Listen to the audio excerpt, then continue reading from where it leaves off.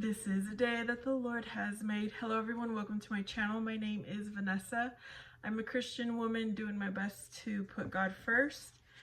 I am a mom and I wanted to share with you all the children's stories of the Bible from the Old and New Testaments. It was a book given to me the Christmas I was 9 years old. It introduced me to Jesus, to God, to all the stories of the Bible, which led me to want to read the real Bible. So I want to read every single chapter. It will be one chapter per video. If you want to read this with your children, feel free to do so. Enjoy.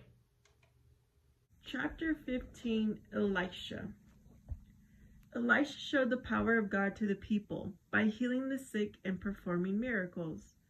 Once when Elisha was visiting the city of Jericho, some men came to him for advice because a spring of water in their city was poisoned.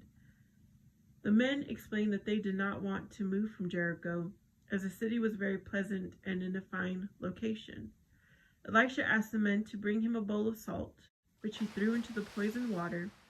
Through the power of God, the water immediately became clear and safe to drink. Another time, a woman in great distress came to Elisha. She told him that her husband was dead and that she had no money to pay her debts. To make matters worse, her creditor threatened to take her 2 children as slaves. Elisha asked the woman what she had in her house to give to the creditor. The woman replied that she had nothing but a jar of oil. Elisha told her to borrow as many empty jars as she could from her neighbors and to pour her own oil into the empty jars.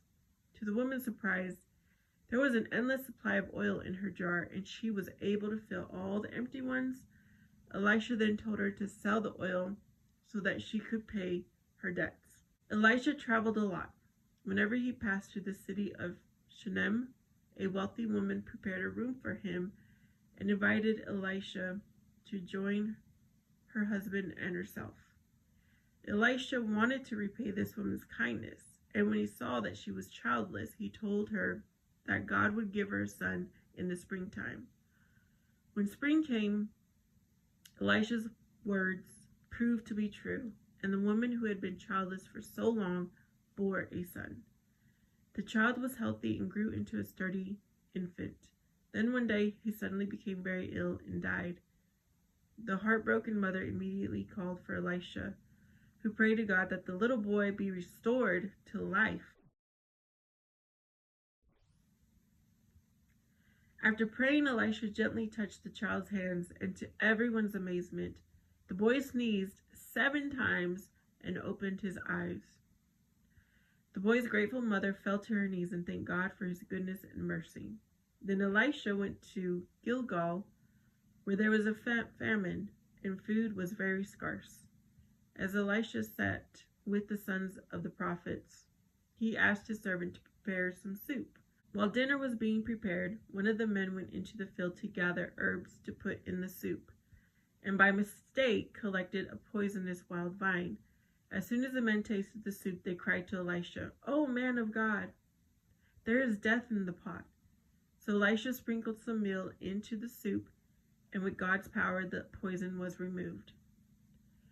Gradually, the famine was relieved in the land, and one day a man from a nearby city visited Elisha, bringing him the first fruits and 20 loaves of bread. Elisha told his servants to give the bread to his men. But the servant replied, saying, "How can I give 20 loaves of bread to 100 men? And Elisha told him, "There shall even be some left over, for it is God's word." Then the men ate until they were full, and as God had predicted, still there was bread on the table. Elisha had a reputation for being able to heal the sick. One day Naaman, an officer in the Syrian army, came to Elisha because he had leprosy, an incurable disease. Elisha advised Naaman to wash himself in the Jordan River 7 times, and then he would be cured of the disease. Naaman thought this advice was silly, but his servants urged him to obey the man of God. Naaman went into the Jordan River and washed himself 7 times as Elisha had instructed. When Naaman came out of the water, his flesh was as healthy as a child's, and the disease was gone. Then Naaman stood before his men and said, "Behold, I know that there is no God in all the earth but in Israel." Elisha's followers grew in number, and when they became too large for their camp, they moved down to the Jordan River. While they were felling trees to build their homes, one of the men's axe heads fell in the river. The man was unhappy, not only because he had lost the axe head, but because he had borrowed the axe from a friend. The unhappy man took his problem to Elisha, who told him to cut off a stick and throw it into the river where the axe head had fallen. The man did this, and to his surprise, the iron axe head floated to the surface. He reached out his hand and took it in. After some years had passed, Elisha came to the city of Damascus, where the king of Syria was sick. The king sent his servant Hazael to meet the man of God to ask if the illness could be cured. Elisha told Hazael that the king would soon die, and in his place Hazael would become king of Syria. Then Elisha looked very sadly into Hazael's eyes and began to weep. When Hazael asked Elisha why he wept, the man of God replied that he knew that one day Syria and Israel would fight each other, and thousands of lives would be lost. Elisha's prophecy proved to be true. During the reign of Hazael, Syria went to war with Israel. King Joash was the ruler of Israel during this troubled time. One day, when Elisha knew that he was dying, he called the king to his bedside.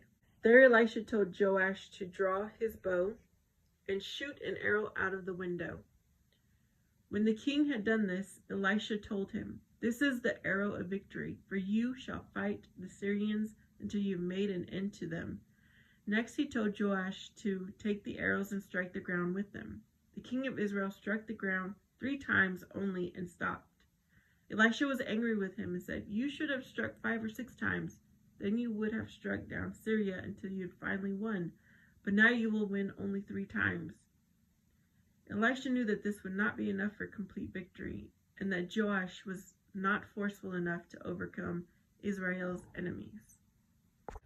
I will have a playlist, like I said, by chapter in Old Testament and then the New Testament if you want to continue reading. See you next time.